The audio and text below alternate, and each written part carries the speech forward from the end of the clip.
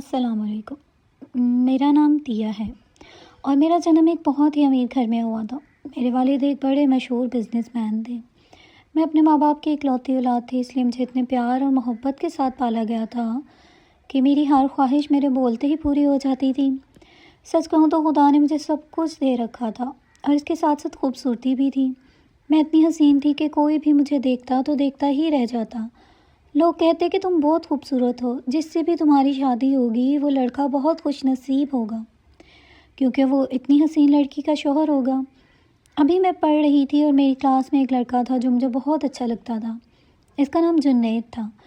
وہ بھی ایک بڑے بزنس مین کا بیٹا تھا۔ مجھے اس کے والد کے بارے میں زیادہ کچھ نہیں پتہ تھا، لیکن جس گاڑی سے وہ آتا تھا وہ گاڑی کم از کم 50 یا 60 لاکھ کی ہوگی، اور اسے دیکھ کر مجھے لگتا تھا وہ بہت امیر گھر کا لڑکا ہے۔ وہ ہمیشہ بس مجھے ہی دیکھتا رہتا تھا۔ یہ بات مجھے معلوم تھی، لیکن پھر بھی میں جان بوجھ کر اس کو نظر انداز کرتی تھی۔ سچ پوچھو تو میں خوش فہمی میں تھی، کیونکہ میں جانتی تھی کہ وہ میرے پیار میں پاگل ہے اور آج نہیں تو کل وہ اپنے پیار کا اظہار ضرور کرے گا، اور اس انتظار میں خوش فہمی میں رہی۔ لیکن شاید اسے بھی پتہ چل گیا تھا کہ میں اس کو پسند کرتی ہوں، اس لیے اس نے ذرا بھی دیر نہ کرتے ہوئے فوراً آ کر مجھے پرپوز کر دیا اور کہا کہ کیا تم مجھ سے شادی کرو گی؟ میں نے اس سے کہا کہ ارے آج تو ہم پہلی بار بات کر رہے ہیں اور تم پہلے ہی دن شادی کی بات کر رہے ہو۔ کم از کم پہلے 2-4 بار ہم ایک دوسرے سے مل جل لیں اور ایک دوسرے کو جان لیں، اس کے بعد شادی کا سوچیں گے، اور وہ بھی جب تک میری پڑھائی مکمل نہیں ہو جاتی تب تک تو میرے گھر والے میری شادی کسی سے بھی نہیں کریں گے۔ دیکھتے ہی دیکھتے ہم دونوں ایک دوسرے کو بہت اچھے طریقے سے جاننے لگے اور ہم دونوں ایک دوسرے کے پیار میں پاگل ہوتے جا رہے تھے۔ میری پڑھائی بھی مکمل ہو گئی تھی اور جنید نے بھی اپنے والد کا بزنس جوائن کر لیا تھا، اس لیے اس نے دیر نہ کرتے ہوئے فوراً اپنے گھر والوں کو میرے بارے میں بتا دیا۔ جب اس نے میرے گھر والوں کے بارے میں اپنے والد صاحب کو بتایا تو ان کے والد نے کہا، ارے انہیں تو میں بہت اچھی طرح سے جانتا ہوں، وہ تو میرے بزنس پارٹنر بھی ہیں۔ اگر ان کی لڑکی ہے تو مجھے شادی سے کوئی پریشانی نہیں ہے اور میں شادی کے لیے تیار ہوں، اور میں فوراً ہی ان سے تمہاری اور دیا کی شادی کی بات کروں گا۔ لیکن دوسرے شہر میں رہتا تھا یا جہاں اس کی کوئی حویلی تھی، اس لیے مجھے شادی کرنے میں تھوڑی پریشانی ہو رہی تھی۔ میں سوچ رہی تھی کہ میں اپنے ماں باپ سے دور کیسے رہوں گی۔ پھر ایک دن جنید کے والد صاحب ہمارے گھر آ گئے اور انہوں نے میرے والد صاحب سے شادی کا رشتہ مانگ لیا۔ میرے والد صاحب نے بھی ہاں کر دی، کیونکہ وہ دونوں ایک دوسرے کے بزنس پارٹنر بھی تھے، اور اس سے اچھی بات کیا ہوگی، وہ دونوں شادی کے لیے خوشی خوشی تیار ہو گئے۔ میرے والد نے کہا کہ ہمارا تو سب کچھ دیا کا ہی ہے، اس لیے ہم آپ کو کیا دے سکتے ہیں، ہمارے پاس سب کچھ آپ کا ہی ہے، اس لیے جہیز کی بھی کوئی مسئلہ نہیں ہے۔ جنید کے والد نے کہا کہ یہ بھی میرا اکلوتا بیٹا ہے اور میرا سب کچھ بھی صرف اسی کا ہے اور آپ کی بیٹی کا ہے، اس لیے یہ سب آپ کبھی نہ کہنا کہ ہم جہیز لیں گے، کیونکہ مجھے جہیز لینا اور دینا دونوں ہی پسند نہیں ہے۔ میں نے سوچا میرے سسر جی تو بہت اچھے انسان ہیں۔ پھر میرے والد صاحب اور جنید کے والد صاحب نے مل کر ہماری شادی طے کر دی، اور شادی کے بعد میں ان کی حویلی میں جانے والی تھی۔ ویسے میں شہر میں رہتی تھی، شہر میں تو جنید پڑھائی کے لیے آیا تھا، ویسے وہ ایک گاؤں کا رہنے والا تھا، اس لیے شادی کے بعد بھی مجھے گاؤں جانا تھا۔ دیکھتے ہی دیکھتے ہماری شادی کا دن قریب آ گیا اور شادی بھی بہت دھوم دھام سے ہوئی، اتنی دھوم دھام سے کہ آس پاس کے لوگ دیکھتے ہی رہ گئے۔ دور دور تک لوگ میری شادی کے بارے میں ہی باتیں کر رہے تھے کہ کتنی اچھی شادی تھی۔ جنید کے والد اتنے زیادہ امیر تھے کہ میں نے تو کبھی سوچا بھی نہیں تھا کہ میرے سسرال والے میرے والد صاحب سے بھی زیادہ امیر ہوں گے۔ سچ کہوں تو مجھے اپنی قسمت پر بہت ناز ہو رہا تھا کہ دیکھو میں کتنے امیر گھر میں پیدا ہوئی اور اس سے بھی زیادہ امیر گھر کی بہو بننے جا رہی ہوں۔ ایک دن جنید کے والد صاحب ہمارے گھر پر آئے اور میرے والد صاحب سے کچھ بات کر رہے تھے، لیکن جب انہوں نے مجھے دیکھا تو خاموش ہو گئے۔ پتہ نہیں کس بارے میں بات کر رہے تھے، شاید کچھ کہہ رہے تھے کہ اتنے مل گئے ہیں اور اتنے کی ڈیمانڈ اور ہے، اگر پوری ہو گئی تو بہت بڑا منافع ہوگا۔ مجھے دیکھتے ہی دونوں خاموش ہو گئے۔ میں نے سوچا کہ شاید کوئی بزنس ڈیل کے بارے میں بات کر رہے ہیں، اس لیے میں نے زیادہ بات نہ کی اور اپنی شادی کی تیاریوں میں مصروف ہو گئی۔ دیکھتے ہی دیکھتے بارات دروازے پر آ گئی اور میری شادی جنید سے ہو گئی۔ اگلے دن میں اپنے سسرال پہنچ گئی۔ میں نے دیکھا کہ اتنی بڑی حویلی تھی، اتنی بڑی حویلی تو میں نے فلموں میں دیکھی تھی۔ میں نے کبھی سوچا بھی نہیں تھا کہ میں اتنی بڑی حویلی کی مالکن بنوں گی، یہ تو میری سوچ سے بھی بہت بڑی تھی۔ جیسے ہی میں کار سے نیچے اتری ویسے ہی نوکروں کی لائن میرے سامنے کھڑی ہو گئی اور میرے اوپر پھولوں کی بارش کرنے لگے۔ میں نے اور جنید دونوں نے حویلی میں قدم رکھا تو نوکرانی دیکھتی رہ گئی اور کہنے لگی کہ نئی بہو تو بہت خوبصورت ہے۔ نئی بہو رانی سے کیا مطلب تھا؟ مجھے سمجھ نہیں آ رہا تھا۔ میں حیران تھی کہ نوکرانی نے ایسا کیوں کہا کہ نئی بہو رانی بہت خوبصورت ہے۔ کیا کوئی اور بھی بہو رانی اس گھر میں رہتی تھی؟ جس نوکرانی نے مجھے نئی بہو رانی کہہ کر پکارا تھا، تبھی میرے سسر جی نے نوکرانی کو زور سے ڈانٹا اور کہا جو اپنا کام کرو، تم لوگوں کو کوئی کام وام نہیں ہے، بس ادھر ادھر کی باتیں کرتی رہتی ہو۔ شاید وہ میری پریشانی سمجھ گئے تھے کہ میں نئی بہو رانی کا نام سن کر کچھ سوچ میں پڑ گئی تھی، اس لیے انہوں نے اس نوکرانی کو ڈانٹ کر وہاں سے بھگا دیا۔ کچھ دن ہو گئے تھے مجھے اس حویلی میں رہتے ہوئے، لیکن پتہ نہیں کیوں مجھے کچھ عجیب سا محسوس ہوتا تھا، جیسے میرے علاوہ بھی اس حویلی میں کوئی اور بھی ہے جو مجھے بلاتا ہے۔ مجھے اس کے رونے کی آواز سنائی دیتی تھی۔ مجھے ایسا لگتا تھا کوئی نہ کوئی ہے جو مجھے آواز دیتا ہے اور مجھے کہتا ہے کہ میری مدد کرو۔ ایک دن مجھے ایسا لگا جیسے حویلی کی پچھلی طرف جو ایک چھوٹا سا کمرہ ہے، اس کمرے میں کوئی ہے۔ میں نے جنید کو بتایا، لیکن اس نے مجھ سے کہا کہ تم اپنے کام سے کام رکھو، زیادہ ادھر ادھر کی باتوں پر توجہ مت دو۔ کوئی نوکرانی ہوگی اور پیچھے کے کمرے کی صفائی کر رہی ہوگی، تمہیں لگا ہو شاید کوئی ہو، اس لیے تم زیادہ پریشان مت ہوا کرو، بس تم خوش رہا کرو۔ جنید کی بات سن کر مجھے نہیں معلوم کیوں ایسا لگا کہ وہ کچھ چھپا رہا ہے، جیسے حویلی کے پیچھے جو کمرہ ہے اس میں کوئی راز ہو۔ میں نے کئی بار سوچا کہ میں ایک بار خود جا کر حویلی کے پیچھے والے کمرے میں دیکھ لوں کہ کون ہے جو اس کمرے میں رہتا ہے، لیکن جب بھی میں نے جانے کی کوشش کی تو ایک نوکرانی ہر وقت مجھ پر نظر رکھ رہی ہوتی تھی۔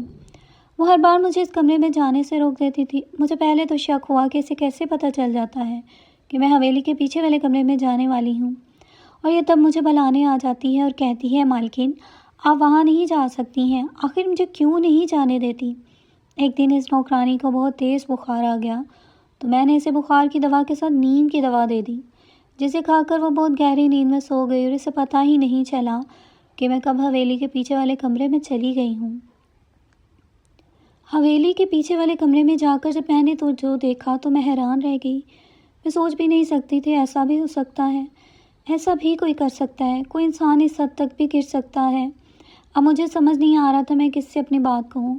اب مجھے سمجھ نہیں آ رہا تھا کہ وہ نوکرانی آخر مجھے کیوں وہاں جانے نہیں دیتی تھی۔ میں نے پیچھے والے کمرے میں دیکھا تو مجھے وہاں کچھ لڑکیاں نظر آئیں جن کو باندھ کر رکھا ہوا تھا۔ آخر وہ لڑکیاں کون تھیں؟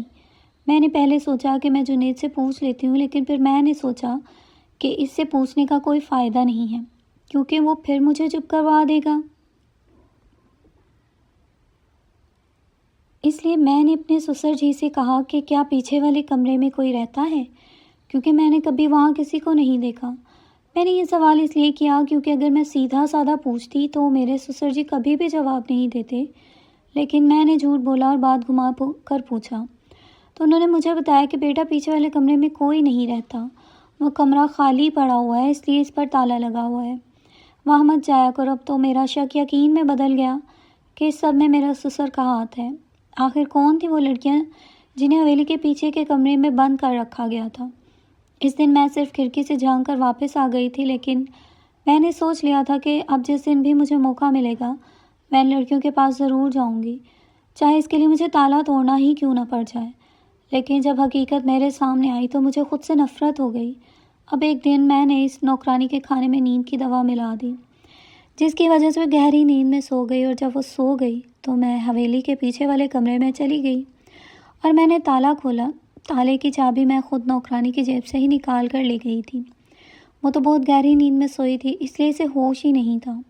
میں نے چابی سے تالا کھولا اور ان لڑکیوں کے پاس جا کر میں نے ان لڑکیوں سے پوچھا کہ تمہیں یہاں کس نے بند کر رکھا ہے، تم کون ہو؟ ان لڑکیوں نے جو مجھے بات بتائی اسے سن کر تو میرے ہوش ہی اڑ گئے۔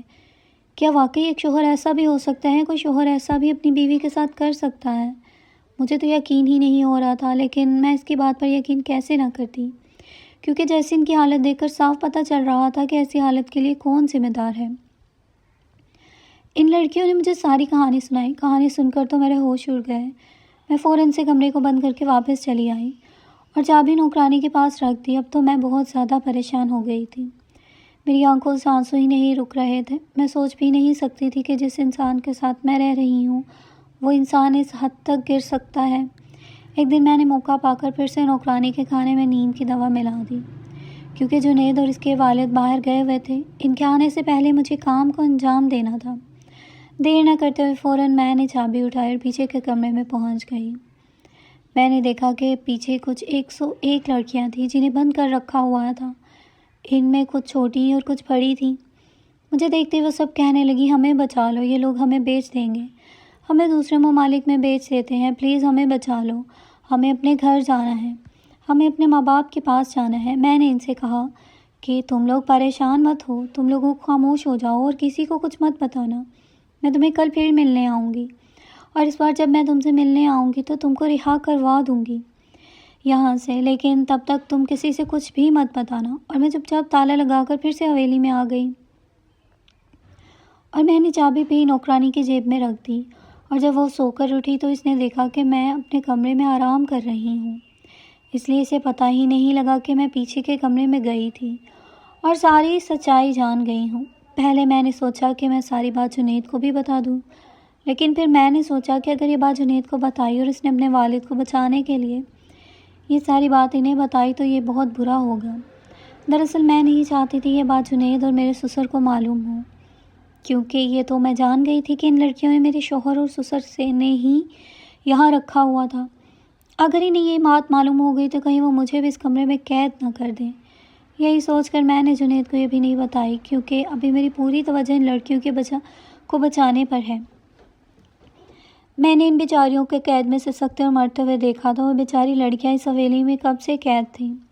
اس حویلی کی نوکرانیاں تو مالک کی وجہ سے چپ تھیں، مگر میں اس حویلی کی نئی مالکن تھی، اور میں کسی معمولی باپ کی بیٹی نہیں تھی جو اپنے شوہر اور سسر سے ڈر جاتی۔ مجھے ان لڑکیوں کو اس حویلی سے نکالنا تھا، کیونکہ میں نے اس سے وعدہ کیا تھا۔ یہ بات تو میں جان گئی تھی کہ اس حویلی میں قید سبھی لڑکیاں بے قصور تھیں، اس لیے میں نے پولیس کو فون کر کے سب کچھ بتایا اور یہ بھی بتایا کہ یہ لوگ نہیں جانتے۔ میں اپنے سسر اور شوہر سے چھپ کر آپ لوگوں کو ایک خبر دے رہی ہوں، کیونکہ میں ان لوگوں کی طرح بے حس اور ظالم نہیں ہوں۔ میں نے پولیس سے کہا کہ میں یہ سب اپنی آنکھوں سے دیکھا ہے اور یہ ساری حقیقت میں جانتی ہوں، مگر میرے سسرال والوں کو اس بات کا پتہ نہ چلے، کیونکہ کہیں ایسا نہ ہو وہ یہاں سے بھاگ جائیں۔ آپ لوگ خاموشی سے یہاں آئیں، پھر تمام لڑکیوں کو حویلی سے تلاش کر لیں۔ یہ کہہ کر میں بے فکر ہو گئی، مگر اسی وقت جب جنید گھر آیا میں نے اس سے پوچھا، جنید ایسی کوئی بات ہے جو تم نے مجھ سے چھپائی ہے تو مجھے بتاؤ۔ وہ چونک گیا، مگر کہنے لگا، نہیں ایسی تو کوئی بات نہیں، میں بھلا تم سے کیوں چھپاؤں گا، تم میری بیوی ہو، تم ایسی بات کیوں کر رہی ہو۔ یہ سن کر میں نے اس سے کہا، مجھے سچ بتاؤ جنید۔ پھر انکار کر دیا۔ میں نے کہا، جنید میں نے آپ کی حویلی کے پیچھے ایک کمرے میں 14-15 سال کی لڑکیاں اور کچھ چھوٹی بچیوں کو دیکھا ہے جنہیں شاید آپ لوگوں نے اغوا کر رکھا ہو۔ یہ سن کر جنید کا چہرہ بدل گیا اور میری طرف ایسے بڑھا جیسے وہ مجھے مارنے لگے گا، اور مجھ سے کہنے لگا، میں نے منع کیا تھا نا، تم نے حویلی کے پچھلے کمرے میں نہیں جانا، لیکن تم نے میری بات نہیں مانی۔ میں تم سے بہت پیار کرتا تھا، لیکن تم پھر بھی میری بات نہیں مانتی اور میرے منع کرنے کے باوجود اس کمرے میں گئی۔